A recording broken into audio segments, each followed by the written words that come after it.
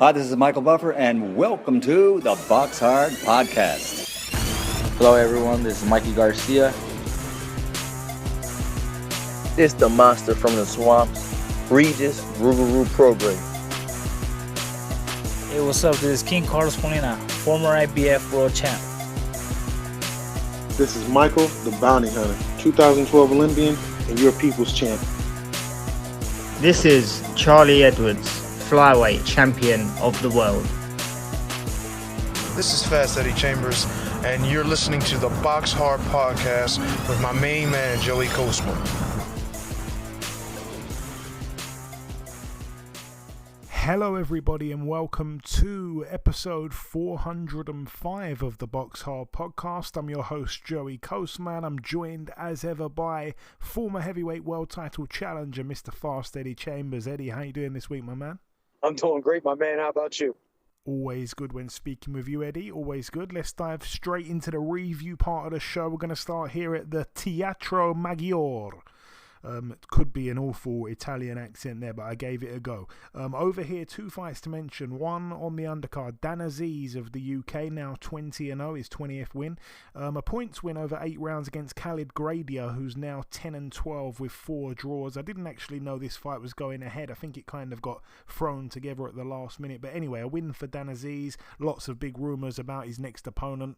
We shall see. We shall wait for the announcement. And yeah, the main event, Sandor Martin, a man who I feel extremely sorry for at the moment. I felt he beat Teofimo Lopez, but he didn't get the fight with Josh Taylor. He ended up fighting here in Italy. So yeah, he is now 41-3. I did say on last week's show, the guy he's boxing, Arblin Cabas, not very good and has never boxed at the level of Martin. So I felt there was a chance Martin could get the stoppage, and he did get the stoppage. So I put a little small bet on that. So like I say, good win there for Sandor Martin, 41-3, round 6 KO there. Moving now to the Virtue Motors Arena in Newcastle, Tyne Wear, United Kingdom. This one was live on DAZN. Two fights to mention. Kez Ashfaq, now 12-2. He lost a split decision over 12 rounds to Liam Dillon. Really good fight. Liam Dillon now 13-0 with a draw, still undefeated. Ashfaq down in round 4 and round 9. Both boxers cut as well. It was for the vacant British super featherweight title. I think it's very unfortunate, but Kez Ashfaq seems to have found his level very quickly, and it's not such the high level that a lot of people expected for him, a former, Olympian, former GB squad member. He's kind of found his level really, and it's like British level at best, which is a real shame. I'm not entirely sure what's going on. I think he's still probably got that style that's a bit more kind of, amateurish, and it just is what it is. I don't think we're going to see him end up being a successful pro, but yeah, massive credit to Liam Dillon as well. I think, if I'm not mistaken, I don't think Ashfaq was really hurt through the 2 knockdowns. They were just kind of like, they got to be scored as knockdowns, but I don't think he was massively hurt. But credit to Dillon, because on paper, I mean, God, the accomplishments that Ashfaq made as an amateur, you'd have thought on paper this is a win, a nice and easy win for him, and I expected him to still have enough to get the job done, but how wrong I was. But yeah, it was close in the end. Like I say, split decision there over 12. And the main event, Josh Kelly now 14-1 with a draw. He was able to take the O away from the previously undefeated Gabriel Corzo, who's now 18-1. It was for the WBO International Super Welterweight title. Corzo deducted a point in round 9 for use of the head. Josh Kelly, again, came out in the first few rounds, looked $1 million, then seemed to slow down as the fight progressed, and that is, that's a thing we've seen before with Josh Kelly, unfortunately. A lot of people say it, I think I've seen him discussed before on Twitter, and someone said he's going to come out, box like Roy Jones Jr. in his prime for the first 3 or 4 rounds, then slow down. And yeah, that was kind of pretty much what it was. Obviously very flashy. I enjoy watching Josh Kelly, to be totally honest with you, but yeah, sometimes the rounds are a little bit repetitive, not competitive at all, but very repetitive round after round. And sometimes I feel like he kind of gets stuck in gear, if you like, He doesn't really go through the gears, he gets stuck in a gear, and then it's hard to get him out of it, and then he ends up going the distance. But anyway, friend of the show is Josh Kelly, and, I got a lot of respect for him, a lot of time for him, and I'm happy he got a win here. And yeah, also on the undercard as well, I forgot to mention Troy Williamson as well, now 20-1 with a draw. Got in there with a really tough guy, Ramiro Blanco, who I think was 19-23 with 3 draws. I believe he'd only been stopped the one time. It was only a 6-rounder, so again, I expected Troy Williamson to go the distance, and he did, so that was nice as well to collect a small bit of change there. Moving out now, though, to the Masonic Temple in Detroit, Michigan. Again, this one was on DAZN. Let's start with the undercard.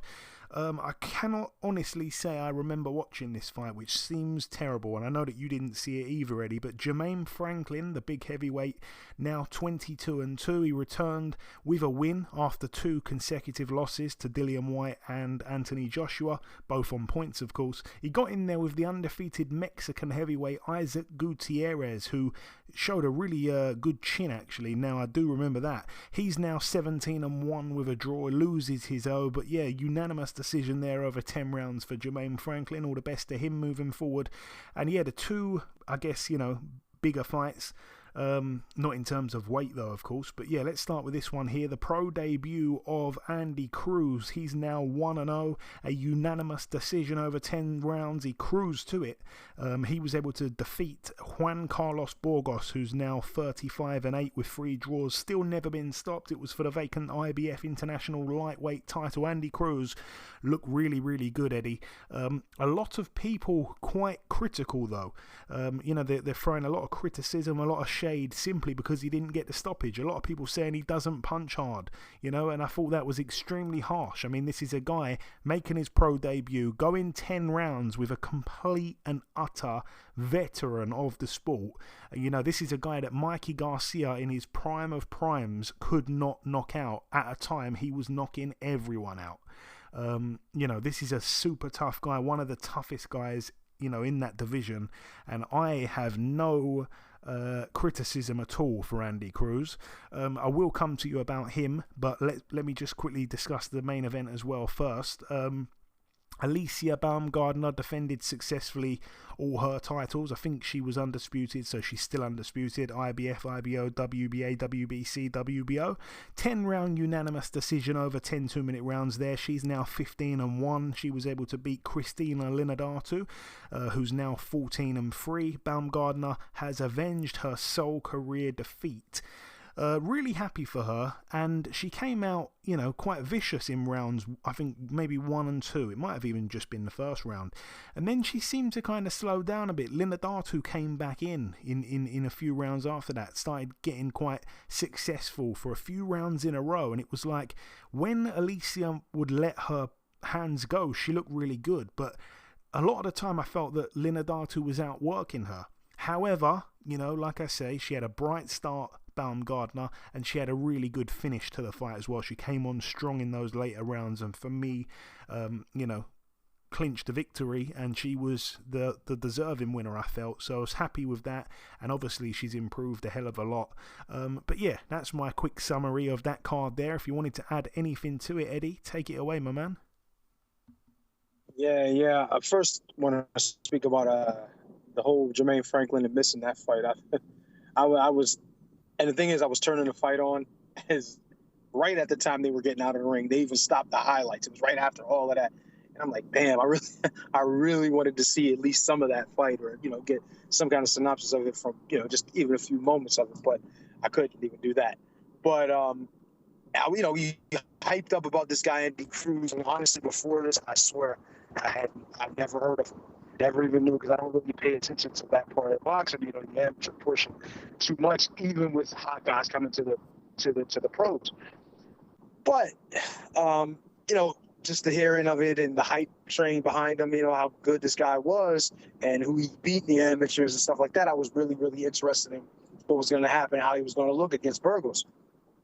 And to say the least, I was impressed. I was extremely impressed with what he was able to do. I see he was with Bozy Ennis, and I really like his defensive awareness as well. His ability to, see certain shots coming. His understanding of what shots to allow to get close, to create opportunities for offense. it was impressive. A lot of what he did was impressive. His defensive responsibility as well was impressive. So all the way, he's fast, extremely sharp.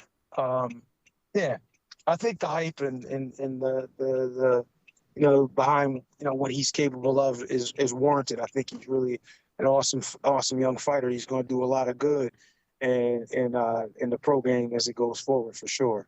And as for Alicia Baumgartner, that was one of the. I mean, of course, I watched the Andy Cruz fight too, but I mean, that was the one I was kind of interested in seeing the girl the one that actually beat her, the fighter that actually beat her, and whether or not, that was going to be that. You got to get the monkey off your back type of situation with that. It's like, man, I can't, have this looming over that I lost to a girl and I'm undisputed, and have her come back and beat me again is just something that's unacceptable. So, it was good to see her win and do it in, I want to say dominating fashion, but I think she controlled the fight. Like early on, she did really, really well.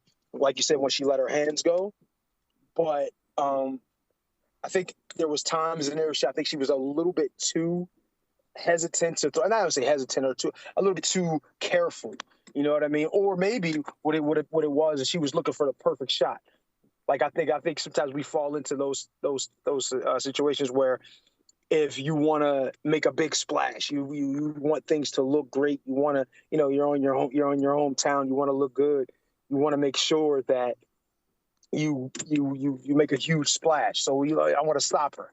And maybe she was looking for a perfect situation to get a highlight knockout. But in boxing, and especially as a professional, you got to know that knockouts don't come. You can't go looking for a knockout, or sometimes they'll find you.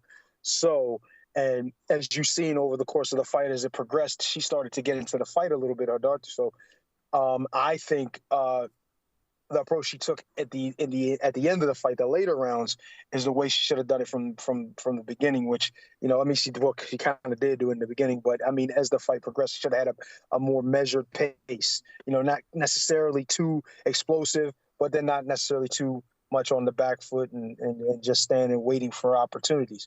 So I think all in all, I give her a good grade on it. She did really well. She made sure she avenged that loss and did it in a fashion where there's no question she's the better fighter. And I'm just I heard Amanda Serrano mentioned in a fight with her, which is an extremely exciting sounding fight, especially two punchers like that. With skills that would be really, really good for women's boxing going forward. So I'm kind of excited about, I'm very excited about what I'm going to see from them in the future, and hopefully they do set up a fight with those two. Yeah, it'd be a great fight. I'd love to see it. I think I'd favour Serrano quite heavy, though. But yeah, moving now to the Cosmopolitan of Las Vegas, the final card to mention. It went down on Showtime. 2 fights to mention over here. I've got to be honest, I didn't see either of these fights. But yeah, let me just discuss the results. Elvis Rodriguez with a win. Kind of gutted, actually, to see it, a 7th round TKO against Victor Postol. In my eyes, that's the first time that Postol's legitimately been stopped. Yeah, from what I've seen, from what I've heard, seemed like Postol looked quite old in there, actually, and Elvis Rodriguez was just too aggressive, too young, and yeah, just really brought it to the veteran, to the former champion. Elvis Rodriguez now 15-1 with a draw, 14 KOs, always in a good fight. Victor Postol now 31-5, and yeah, if that is to be his final fight, then he's still been a fantastic fighter, but it's just a shame how underrated and underappreciated he's been. And yeah, the main event, Frank Martin now 18-0, a unanimous decision over 12 rounds against Artem Harutyunyan. Probably saying his name wrong. I'm sure if I watched it, I'd probably know how to say it properly. But anyway, Harutyunyan took a knee in round 12. I think I'm saying his name wrong. It sounds hilarious. But anyway, took a knee in round 12. I actually expected Frank Martin to win the fight on points. A lot of people were really, really disappointed, saying he's a hype job. And I feel like there was a lot of real harsh boxing fans watching the boxing on the weekend, really harsh about Frank Martin, really harsh about Andy Cruz.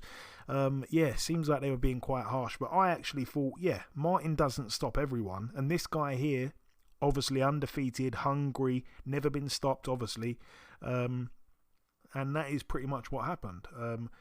So yeah, I don't know, maybe because I didn't see it, I don't quite understand the criticism that Martin's getting, but anyway, he wins the fight. 18-0, like I say, unanimous decision over 12, and that'll be 12 important rounds moving forward. So all the best there to Frank Martin. And yeah, that is the final card to mention of the review part of the show. The final thing for me to do in this part is to welcome this week's special guest. Ladies and gentlemen, please welcome the former IBF Minimumweight champion of the world. It is, of course, Mr. Deejay Kriel. DJ, welcome to the show, my man. What's up, Jerry? Cool, man. Great to be on the show. Hey, it's great to have you on. It's great to have you on. So, DJ, first things first, I wanted to ask, what initially drew you to the sport of boxing? How did you first ever get into boxing, my man? Oh, so I started boxing with my uncle. It is a family sport, you know. My grandfather boxed, my uncle's boxed, so it was actually a family sport that I jumped into. Started boxing with my uncle a little bit, like when I was about 8 years old. From there, like I just developed a real passion for boxing, and I was pretty good since young. So, like I just decided this is what I want to do, you know. And then, like by the age of 12, this is literally all I done. So I mean, yeah, it was something I just stepped into as a family sport, but it grew into a love for myself, boxing, you know. Yeah, no, for sure, my man. Yeah. And obviously you've been a pro since 2014. You turned pro at home in Johannesburg, your hometown. April the 10th, 2014. I want to touch on that debut. Obviously you boxed, and excuse my pronunciation, Colin, you might as well do the surname because I don't know if I can do it. Butler, yeah. Okay, there you go. Butler, yeah. Bit of a mouthful for me. But obviously, you lost your pro debut, a loss on points over 4. You did, however, have the immediate rematch. You avenged it just 2 months later. But talk me through those first 2 fights of your pro career. Obviously, a long time ago now, of course. Yes, 100%. No, it was a crazy time, man. You know, so not a lot of people know this, but I only had 3 amateur fights.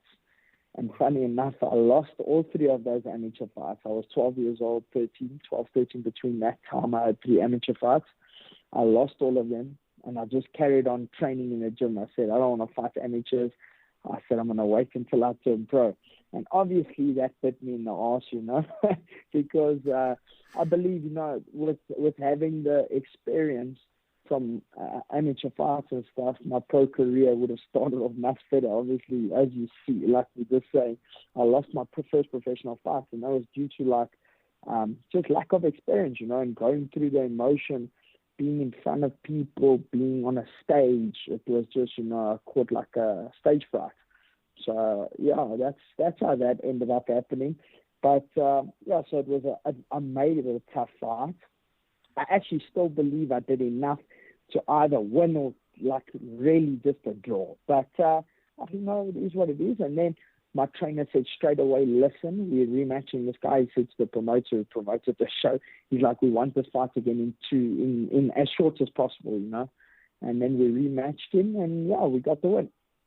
That's great to get that backstory, actually. As you say there, not many people know you only had 3 amateur fights. Yeah. That is obviously such a low number of amateur fights. And it sounds terrible to say that you never won an amateur fight. And then it sounds... Yeah, exactly. It sounds amazing, though, to think that you went on to become a world champion as a pro. So that's a fantastic little title there. Yeah, after avenging that loss, you go on a 14-fight unbeaten streak, 13 wins and a draw before that fateful night at the Microsoft Theatre in LA, February the 16th, 2019. I probably don't have to remind you of the date. You challenged the undefeated IBF world champion Carlos Licona. You were down on the scorecards at the end of round 11, coming out for the 12th and final round. On 2 of those scorecards, you're 7 points down. You need a knockout in round 12, otherwise you lose the fight. You managed to get the knockout with just 44 seconds left on the clock. It simply does not get better than that. What drama! Talk me through the fight, DJ. Oh my gosh. Yeah, it's like a Rocky movie, man. So yeah, I had my trainer Kenny Adams in my corner. So we're losing the fight, you know. Also another just a weird moment for me, you know. I was on a big stage. I'll never forget, man. I was on Leo Santa Cruz's undercard. Just, a new thing for me. It was my first time outside of, hostile grounds. I had all my fights. I was very comfortable having in front of my hometown crowd and everything. I didn't fight for 11 months. So I stepped into the fight. I get a call from Sean Gibbons. We've got the fight with Carlos Licona. Step into the ring. Man, like I say to everybody, for that, like a lot of that time, I was like on autopilot. I hardly remember the fight.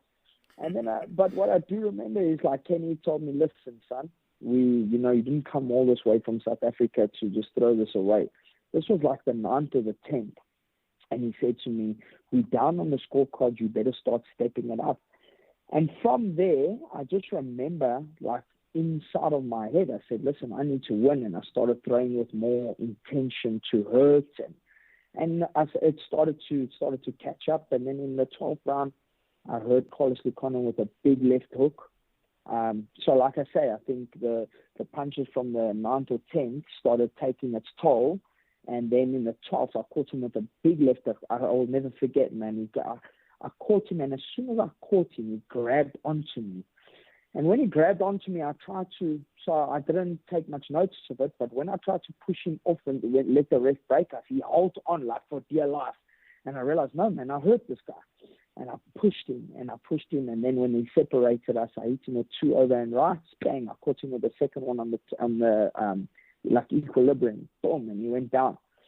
Then he got up another 2 times. Like, actually, the referee should have stopped it after the second time down because he even stumbled. And he didn't, and he let the fight go on again, and I knew I only have a few seconds left, and I cracked him again with the right, and he went down, and the referee stopped the fight. And yes, one of the best moments of my life, yeah.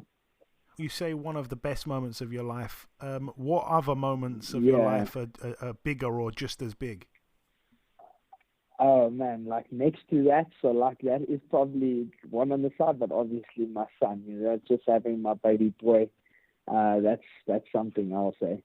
I've got my son Caleb Kriel, and that was probably the biggest moment of my life. Is just, my wife giving birth to my baby boy. That was just truly amazing. But like I say, even that's, winning a world title, that's right next to that, man. I mean, I've been boxing since a little 12-year-old kid. I just wanted to become a world champion, and that's why I say it's just as much as that to me that night, with Carlos Licona.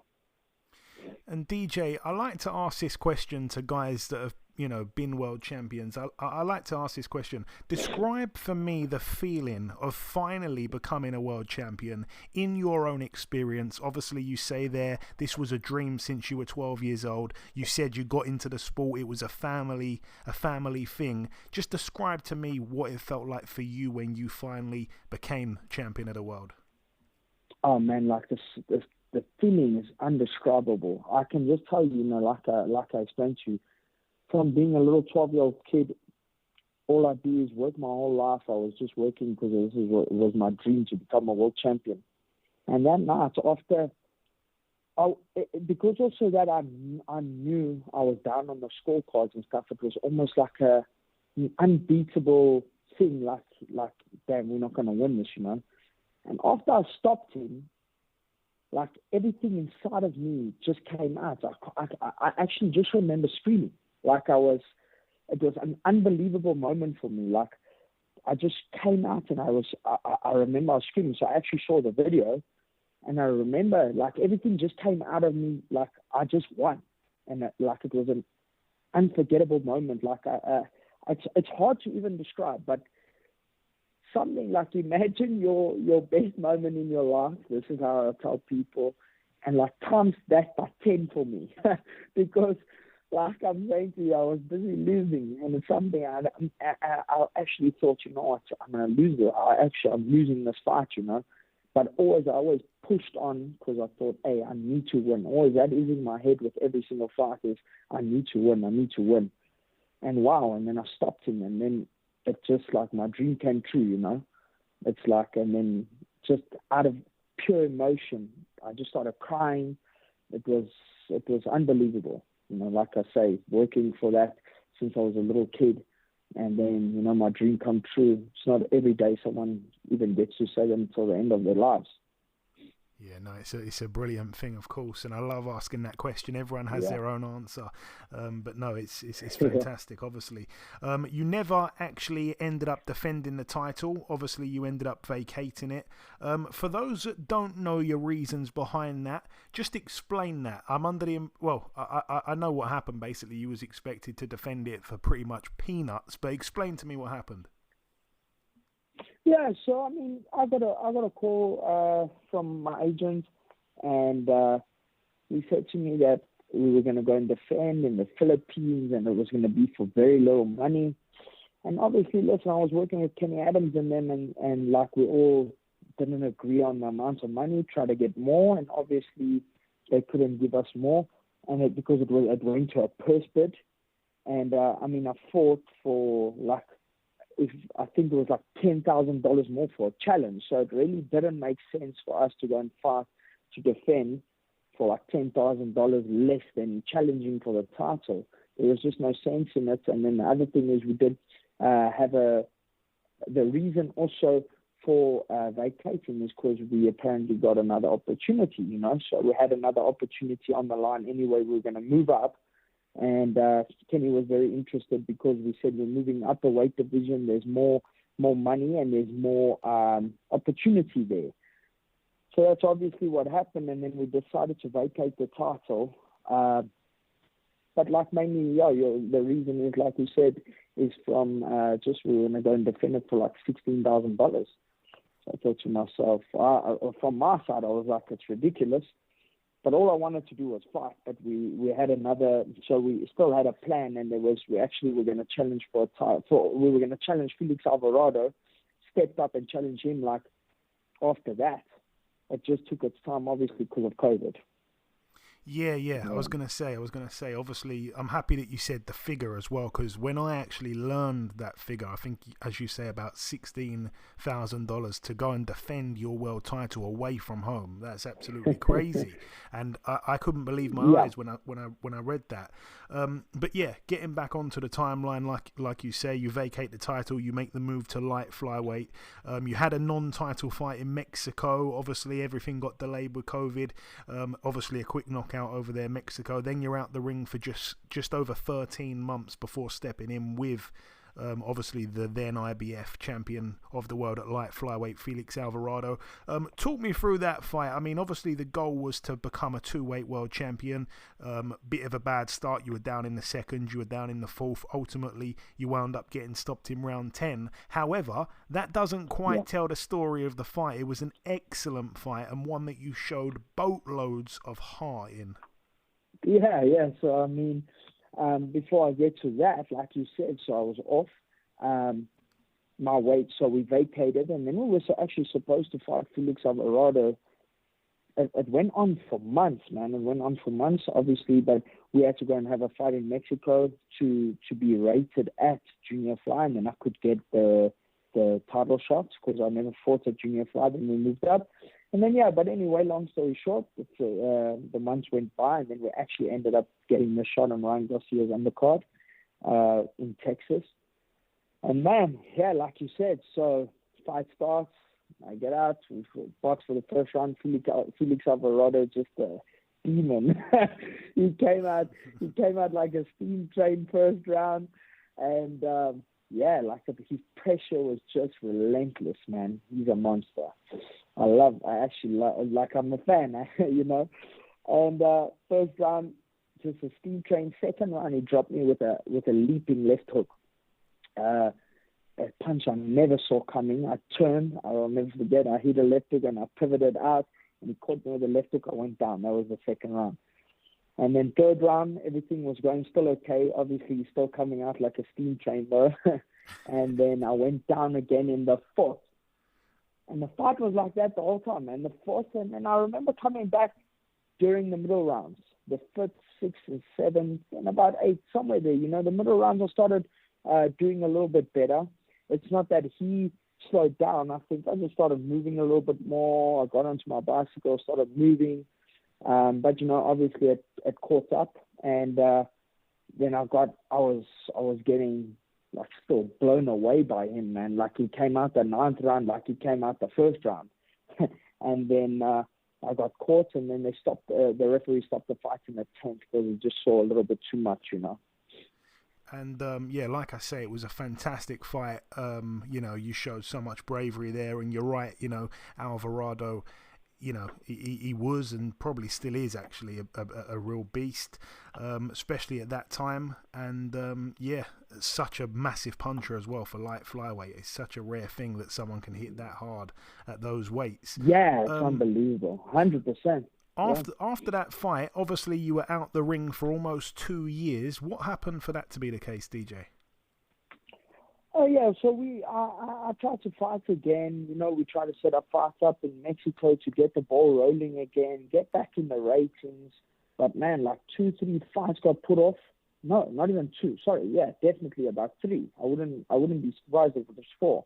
I had my manager Hector Cordova from the US, and we were planning on getting back into the ring in Mexico. That fight got put off. I was going to fight a guy named Pinky Alejo, but then the first time he got COVID, fight got put off. Second time we were traveling, we were even already in Tijuana, and we were heading our way up from there to go to Hermosillo, Sonora. And then I got a call while we were in TJ, and they said to us, no, the fight's put off. 2 of the fights are cancelled or something, also due to COVID.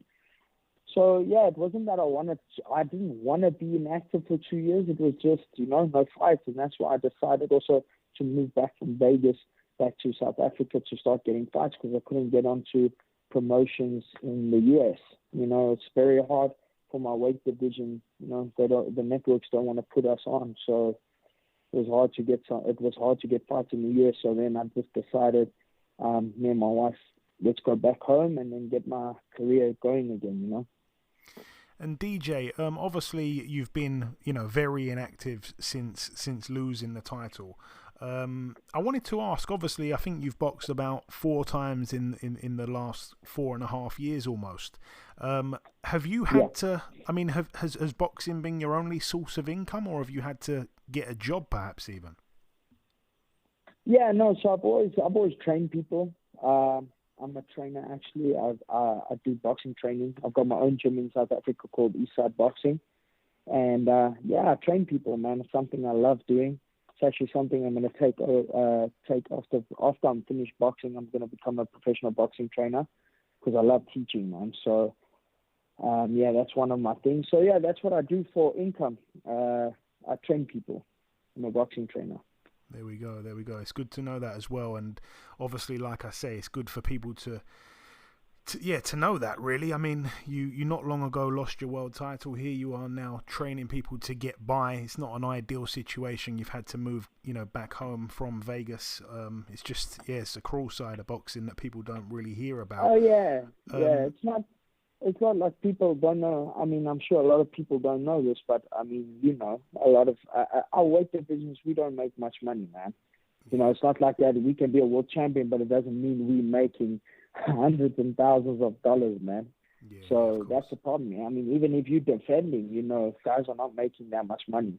So it's not like you can go and retire off of the money you can make. The best thing you can do is the money you make, like we make in the smaller weight divisions, is like invest into something, Yeah, no, and I'm happy that you've invested it in something that you enjoy and that you have as well when you decide to hang up the gloves. 100%. You are now back active. Yeah. You ended that layoff by returning in December last year, and of course you just boxed on the 15th of this month, picking up a points win back home again.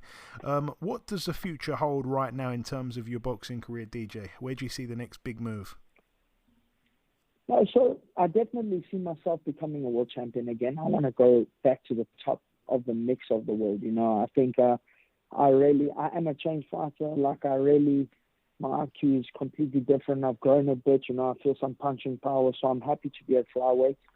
I'm going to either campaign still between flyweight and junior flyweight, and I want to become a world champion again. So now the thing is just I have to be active.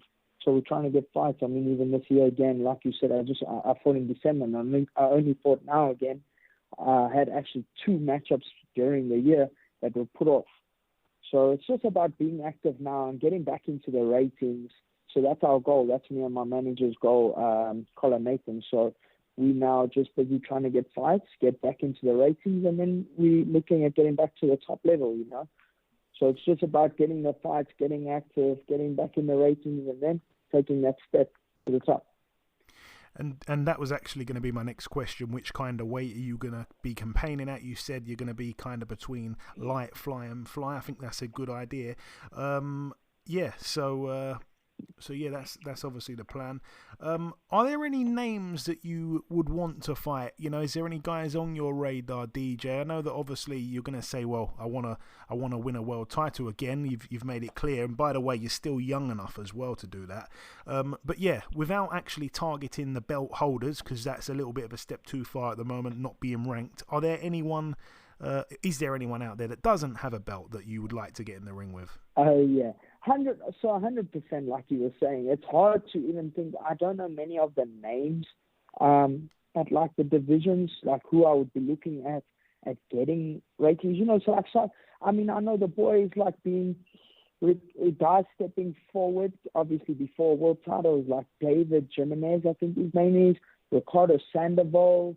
Who else? There's some good names that I know will put me there in line for a world title. But obviously, I do have, like, I want to fight the best, man. But like you said, I have to there's steps to take. But I don't know many of the boys' names, man. But I'm willing to fight anyone to get to the top. It doesn't matter who it is. Put anyone in front of me. I know any task at hand. I always train like I'm training to fight a world champion. Obviously, my goal is to fight the best. Those are those names like, you know, Jesse Rodriguez, Sonny Edwards. I'm actually fans of those boys, man. I really like them a lot. I'd love to fight them one day, you know. But like you said, there's steps to take. I think the kind of names I saw like to get to there is like Ricardo Sandoval, David Jimenez. There was someone else's name that's also pretty good at the flyweight division.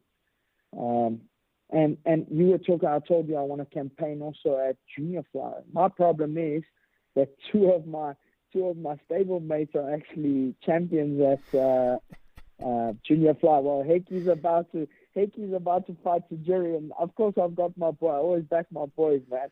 I'm hoping I've got him for the win. So it's going to be tough to stay still at junior fly. I can't fight my boys, you know, they're my stablemates. So it's a bit tough. Oh God, yeah. It's not easy. Obviously you don't know just yet who you're going to be fighting next, but have you got like a month in your mind of when you're going to be fighting next, at least, DJ? So I think in September, Colin's trying to get me something going, because obviously my manager, he's also got his own promotion company. He's on the side of another promotion company, so they're going to keep me busy. And obviously with tough fights, you know, we're just going to keep on stepping it up, because like we said, we have to fight the guys to get to the top. So yeah, I'm gonna fight hopefully in September or October, either between those 2 months, he said. Yeah, sounds so good. I look forward to that. Yeah, sounds good, good, my friend. Yeah, so I can't wait. And I'm going to put you on the spot for my final real question. I should have probably given you a bit of notice with this one, because some people are like, oh my God, I'm on the spot and I don't know how to answer it. But it's a question that I like to throw at everyone that we speak to from overseas. Favourite UK fighter, if you have one, any era, DJ. So it can be a guy still fighting now. It can be a guy from 300 years ago, if you know British boxing that well. But yeah, anyone who springs to mind, just reel off a name or two, if you have any, that is. Okay, he just got beat, but man, I still think he's a hell of a fighter. It's Josh Taylor, man. Josh Taylor, I love Josh. Actually met him a few times. He's pretty cool. And who else? The flamboyancy of Chris Eubank, shit, I loved it. The nit and gritty from Nigel Benn, yeah. Who else, man? Yeah, there's a lot of top UK fighters that I love, man. I just love boxing. So yeah, that's a good list. That's a good list. I'm trying to think of another one. Trying to think of one more. I've always been a fan of Anthony Joshua. I've always been a fan of him just because of the guy he is and stuff. Pretty cool guy, you know. I hope to see his career go a little bit better for the next few years. I'm a fan of his. Yeah. But I guess, like, to answer your question, though, Josh Taylor. Yeah, top quality fighter, but a bunch of good guys you mentioned there. Hopefully we see Joshua fight Wilder in December. That'd be something. But just before we wrap it up, DJ, I want to just say to you, if you've got any closing words just to the listeners, obviously people listen to this podcast from all over the world, so if you want to sign out with a little message, say whatever you like before we let you go, my man. Guys, I will be back, man. Remember the name, Deejay Kriel. I'll be back to the top. Give me a while, but I'm back fighting, and I'm gonna be pushing. Tune into my fights. I promise you, I've always got a fight for you. Putting it out there. Yeah, let's go, baby. Let's go. Listen, DJ, it's been a real pleasure speaking with you today, my man. Thank you for your time. Stay in touch, and we'll speak again real soon. Awesome, Joey. Thanks, man. Okay, now it's time for part 2 on this week's show. This part, of course, the news part of the show. We're going to start here with this one. It's an addition to the Anthony Joshua, Dillian Whyte 2 undercard. Obviously, the date for that is going to be August the 12th. We're going to see 2 undefeated heavyweights collide. Filip Hrgović gets in with Dempsey McKean of Australia. So that'll probably be a fun fight there. I'd expect Hrgović to win, though, I'd say. Also, in other news, we're going to see the rematch again with Liam Smith and Chris Eubank Jr. That one to go down September the 2nd at the AO Arena in Manchester. Hopefully this date does end up actually happening. So yeah, good to see that one get made. I didn't really want to see both guys go separate ways. I didn't really want to see Chris Eubank Jr. lose a fight by knockout to Liam Smith, then go straight in with Conor Benn and make much more money. Not that I care about how much he makes, but I felt it was like, you know, Liam Smith's not, where's his piece of the pie for knocking you out, you know? So good to see it happen again, and this time obviously Eubank Jr. has to win, otherwise that's that. Liam Smith is a better fighter and everyone knows it if you're not already convinced from the first fight. But anyway, in other news as well, Top Rank have signed the Olympic gold medalist Bakadir Jalalov. That's a multi-year contract that they've got going on. But yeah, that's it for the news. Moving on now to the preview part of the show. We're going to start with this one here. It takes place at the Meadowbank Sports Centre tomorrow night. In Edinburgh, Scotland. Over here, it's going to be live on Channel 5 actually. What do we have? Let's start with the undercard. Friend of the show, Harlem Eubank. We were just talking about his cousin Chris Jr., but yeah, he is 17-0. He gets in with Ishmael Ellis, who's 14-6. Not sure how many rounds that fight is.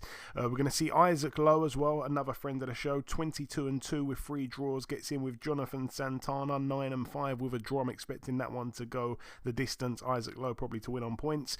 We're going to see Matty Harris, 5-0. A heavyweight prospect coming through that there's a lot of hype, around. I think it's mainly Kalle Sauerland who's, pumping out the hype on him, but quite a good fighter. They've matched him quite tough in just his 5 fights. He's got 4 KOs, but he's been in with durable guys, really. He's been in with a couple of guys that don't get knocked out often. He's been in with a couple of guys who's never been stopped, and he's managed to stop them. But anyway, gets in here with Konstantin Dovbychenko, who is an extremely tough guy, 9-13 with a draw. People will remember, obviously, went the distance last time with Moses Itauma. Moses Itauma couldn't knock him out. That's the first guy that took him the distance. But other than that, he's extremely tough. Obviously been the distance and lost to Andre Rudenko, Jose Lardu, who else?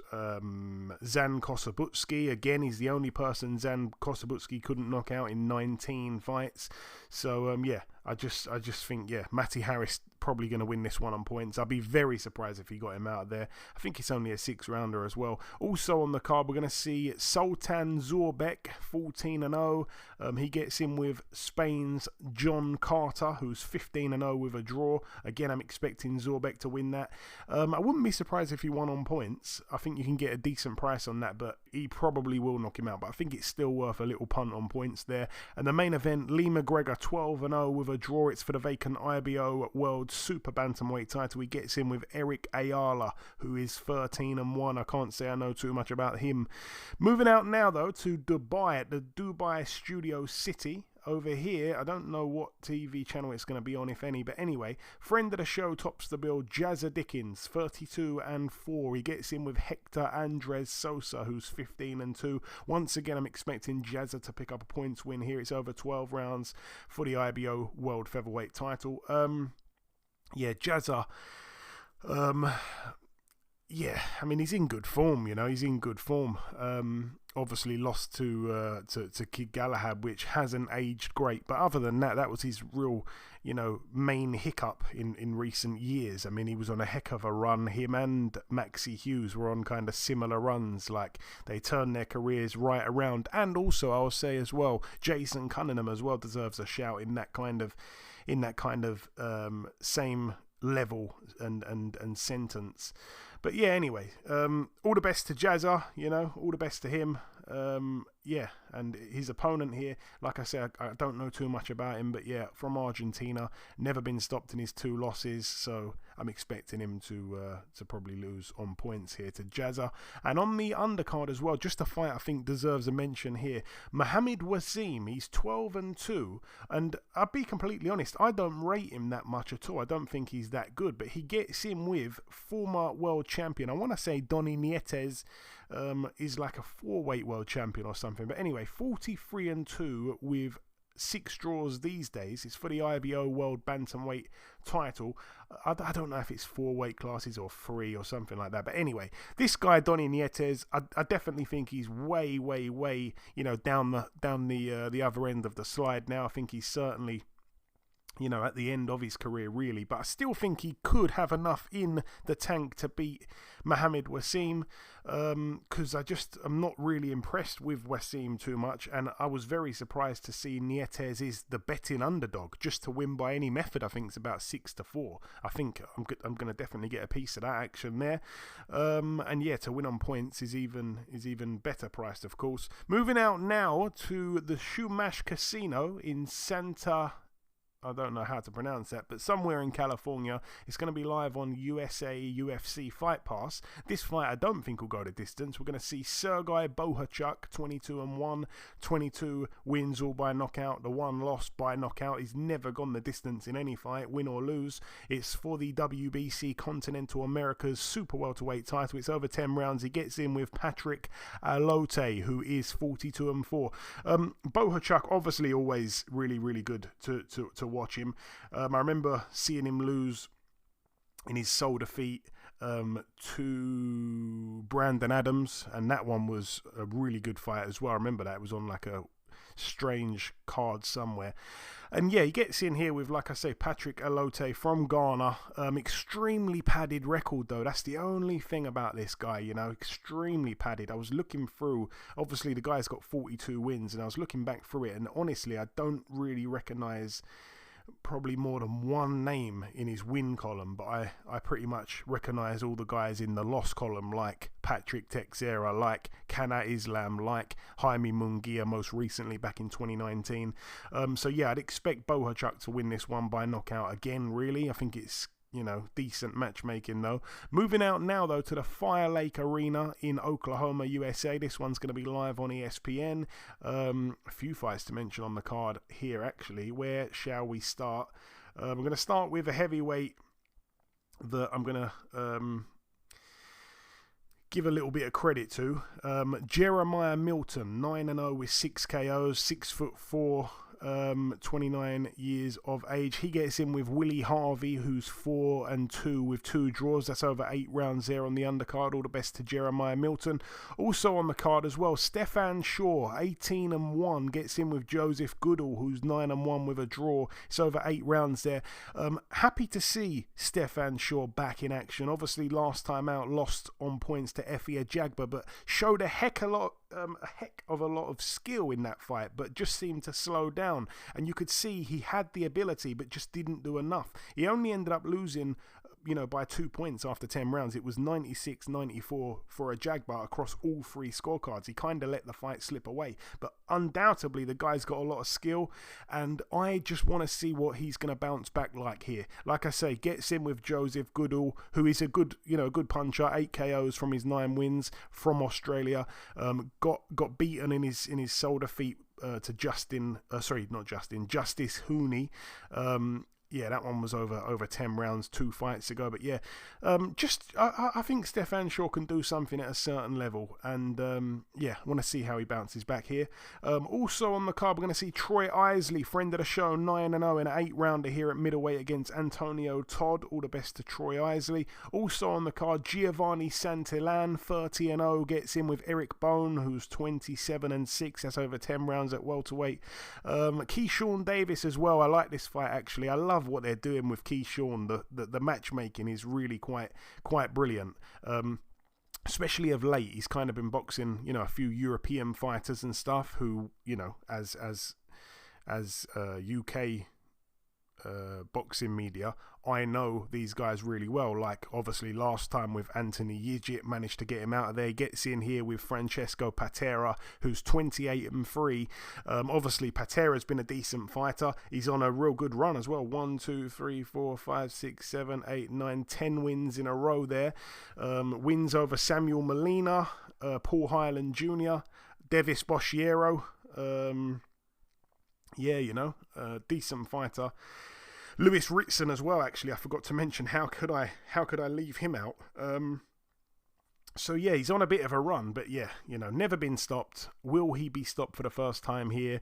It's a tough one. I think it's a tough one. I think Keyshawn's an excellent fighter. I honestly love watching him fight. I'm so happy it's going to be on Sky Sports here in the UK, but yeah, I don't know. Will he stop him? I'm not entirely sure. If he stops him, it probably will be late, I'd say. So maybe have a look at the late rounds, or maybe just a points victory. I don't know. I'm going to look more into that and see what the prices say. But yeah, always good to see him fight. And then obviously the main event, George Kambosos Jr., another friend of the show, 20-2. He gets in with the UK's Maxi Hughes, 26-5 with 2 draws. It's over 12 rounds for the IBO World Lightweight title. Again, I don't know how you see this fight, Eddie. I don't think you're going to know too much about Maxi Hughes, but you can have a little word or whatever on Kambosos in a sec. But Kambosos coming off 2 painful back-to-back crushing defeats to Devin Haney. Obviously didn't get stopped in either of them, but he took a beating pretty much for 24 rounds in a row. However, I think sometimes when you take a beating like that, it can improve you as a fighter a little bit, That might sound mad because he has done 24 rounds. He's not just done 12 or done 10 and took a bit of a beating, but he got in there with, one of the very best in the division, Devin Haney, who's obviously now undisputed. And I just think after getting in with him to get straight in with Maxi Hughes, who, like I say, is on a heck of a run, honestly. I know, again, you're not going to know his career too well, Eddie, but this guy's on a crazy run, from kind of being British level to going and beating Kid Galahad last time out, beating that Mexican danger man, Giovanni Straffon as well. He's just in a brilliant piece of form, but Kambosos, I think, is going to be too good, really. Kambosos obviously done about 200 or 300 rounds of sparring with Manny Pacquiao. I think he's going to, be more than capable of beating Maxi Hughes, who's a southpaw. That's why I brought up the Pacquiao thing. So yeah, I'm expecting a good performance from George Kambosos. I think for him to win by stoppage is about 4-1. I think that's a good price, although it probably won't land, but it's still a price not to be ignored. But yeah, I think George Kambosos will win this fight and put an end to Maxi Hughes' fantastic run. I don't have much more to say on it, really, but did you want to weigh in on Kambosos, Eddie? Yeah, two real lessons against Devin Haney. Yeah, coming off that is going to be rough, especially coming off it with a guy like this. I mean, I don't know too much about him, but I remember hearing a lot about him in the Kid Galahad fight that he had. But yeah, it's a lot on Kambosos. But at this point, because he was an undisputed champion, he still has a lot to live up to. And losing to Devin Haney the way he did, and being dominated both fights like that, he's got to make a splash. And against a guy like this, who, like you said, is on a really good run. He's really having it, he's really stepping his career up to a higher level. He has to prove that he's still capable of being the Don of the division, even though Devin Haney bested him real bad twice. So, this is a pretty important fight for Kambosos. And I really don't have a huge background on the other guy, on Max Hughes, but he has to be hot. He has to get in there and dominate and control the fight and show his class. And he's got to be at that level. And then, after that, maybe he gets another big fight and possibly back in title contention. But right now, he's got to take the first step, and it's a hell of a first step because this guy, like you said, is on such a great run. But he's got to take this step, and he's got to do what he got to do, and at the very least, dominate the fight, control the fight, and obviously then win the fight. But and we'll see if he can do that. I'm looking forward to it, and we'll see. Yeah, like I say, there's a rule on the podcast. If you've been on at any point since we started back in 2015, then I pull for you to win your fight. So even though obviously we're seeing him step in with a British fighter in Maxi Hughes, a man who I take my hat off to absolutely every time, I am kind of wanting Kambosos to get the job done just because he's a friend of the show. I like Kambosos. Even though I haven't spoke to him for a while, he's a bit hard to reach these days, mind you. But all the best to him. Moving out now to this one. It goes down on DAZN at the Municipal Auditorium in Nashville, Tennessee. Just one fight to mention over here. Friend of the show. Another guy who a lot of people probably won't even know about. Tyler Tomlin. He's 14-1. He's in an 8-rounder here against Abdul Susaida, who's 11-3. And yeah, moving to the final card to mention, I'm sure we're going to have a bit to say on it. It takes place next Tuesday, July 25th. It's going to be live on ESPN. I'm hoping it's going to be live on Sky Sports as well, though I'm not entirely sure that time in the morning. I should actually check, and I will check actually when you're speaking about it, Eddie. But let's start with the undercard here. Another fight very much worth mentioning. Robisi Ramirez gets in with Satoshi Shimizu, who's 11-1. Obviously, Robisi Ramirez 12-1. It's the first defense here of Ramirez's WBO featherweight world title. I can't say I know too much about the Japanese fighter here, Shimizu. Southpaw. The one loss came to Joe Noine. Okay, I don't think Joe Noine is that great of a fighter. So yeah, looking at that, that's kind of told me, I think, all I need to know, although that does sound a bit ignorant. But yeah, let's just move straight up to the main event. Again, it warms us up for what's going to be a fantastic 7 days or a fantastic week of boxing. Obviously, like I say, we're previewing this because, by the time the show goes out next week, this fight would have already took place, so we're previewing it here, even though it's next week. But yeah, this is a fight taking place on the Tuesday, and obviously on the Saturday we get to see Spence Crawford, but we'll be previewing that one next week. But yeah, here we go. For the WBC and WBO World Super Bantamweight titles, we're going to see Stephen Fulton, 21-0, friend of the show, which of course means I'm pulling for him. He gets in with Japan's golden boy, really, Naoya Inoue, 24-0. I think it's a fantastic fight, and I'm so happy that they managed to get it back on, because it was on and then it was off. I think Inoue got ill or something like that.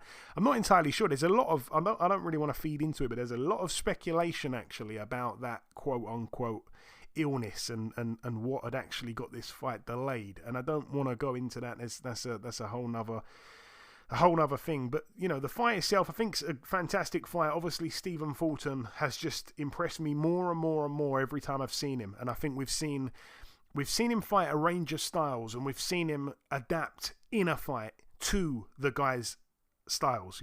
I feel like he's shown a bit more to his game every single time, and the guy can box, the guy can fight. He's strong, he's extremely tough, got a good chin, got a crazy work rate. I'm so impressed with him, man. I swear, every time I see him fight, I'm a bigger and bigger believer of this guy. I remember him getting the shot against Angelo Leo. I don't even think he was supposed to get that shot. I think Angelo Leo was going to be fighting someone else, and Fulton stepped in, if I'm not mistaken. Obviously beat him. Beat Brandon Figueroa after that, although that was quite controversial. But then as well, last time out, beating Danny Roman as well. Danny Roman decided to retire after the fight. But yeah, gets in with Inoue, who, Yeah, he lives up to that name, you know what I mean? The monster. He is a monster. However, again, last time out, went 11 rounds with Paul Butler. That was very unexpected. I thought he'd take Butler out in about a round or two, maybe 3. No one saw it going 11. And obviously the fight before that, he looked so clinical in that rematch against Nonito Donaire. Oh boy, oh boy. Yeah, I don't know what else to say, really. I mean, if the fight goes the distance, I think Fulton's got a chance. But I think most people are expecting Naoya Inoue to get it done within the distance. Obviously, he's just a crazy puncher. He can mix it from the head to the body. He can punch with both hands. Amazing footwork, amazing defense, crazy pressure, good feints. He is unbelievable. But yeah, the height advantage is with the Philadelphian. It's a great fight, Eddie. But I tell you what, if I'm going to push myself for a prediction, I hate to say it, but I think Inoue might get to him at some point in the second half of the fight and might stop him. But I hope I'm wrong. Say your piece, though, Eddie. I hope you're wrong too, man, Joe. I really do. This kid grew up around me. I remember watching him as a young guy running around in the gym. You know what I mean? Playing. And then, you just see the talent and the ability. But now it's like full surface, full circle. He's done so much. He obviously has so much growth from that time. And then through the amateurs and then now to the pros. He's a good little fighter and a good guy. I would love to see him be able to pull off this huge win here to put him in really, really elite company, extremely elite company. And, it'd be awesome to see. That somebody from our area, somebody that I don't want to say no one expected to be at this point, but being at those lighter weights, you don't really always pay. Not everybody pays attention to it. So this is an awesome thing for him, and I really, really hope he's able to get it done. But you're facing a tall order with this guy, like a really tall order.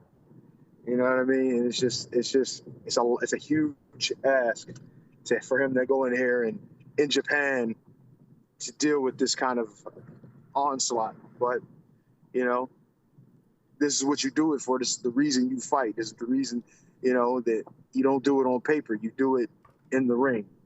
And the kid has all the ability in the world, but so does Stephen Fulton. So it's going to be a very, very interesting fight. I can't wait to actually get a chance to watch it if it's possible. And, for me to watch it here, I think I'm going to prepare for it. Actually now a week in, like somewhat, not a full week in advance, but, in advance enough so that I can watch it live. But, yeah, it's going to be an awesome fight. I really think that he's going to pull him, he's going to push him to the brink, I think. Even if he doesn't win it, as long as he has a hell of a showing, it'll be a satisfactory performance for me. I would love to see him win it though, because this is a hell of an opportunity for him, and it'll push him right to the top. And he's already right there, but this will definitely push him to the top. So looking forward to it. Hopefully he can get it done. Hopefully he can get it done. And you said something very important there. It will push him to the top, and I agree 100%. I mean, he wins this, he's undoubtedly top 5 pound for pound. There's no argument. And that's the only thing that I think Fulton has been lacking a little bit. Some people are kind of hesitant to put him in the top 10, because even though he's unbeaten and he's been beating these good fighters, they're like, well, Danny Roman retired after the fight. Well, Angelo Leo, yeah, you beat him, but how good was he? What's he done since you beat him? He's disappeared. Brandon Figueroa, well, you got hurt in that fight. I don't even think you won that fight. But this one here, to go this far away from home and to beat someone like Inoue, it'd be one of the biggest wins on the road in recent times. And obviously it's such a different time zone and everything. I know that he tweeted the other day, Stephen Fulton, he actually celebrated his birthday in Japan. The thing is, it was his birthday in Japan, but it was not his birthday in the US. He still had to wait another day in the US, which was kind of weird. It just goes to show how much of a time difference there is. But he's been over there in Japan now for a little while. I'm sure he's used to it. Coverage will be starting. I've just checked it now. Coverage will be starting at 9:30 a.m. in the UK, which will be 4:30 a.m. where you are, Eastern time, Eddie. But yeah, 9:30 a.m. in the UK on Sky Sports. Obviously, the main event won't be starting that early. It looks like it ends up finishing at 2 p.m. So yeah, I guess there's going to be a few fights on the undercard being shown live there, but not entirely sure what time the main event starts, although I'd say it's probably going to be somewhere around about midday, I would have thought, which would be about 7 a.m. Eastern time.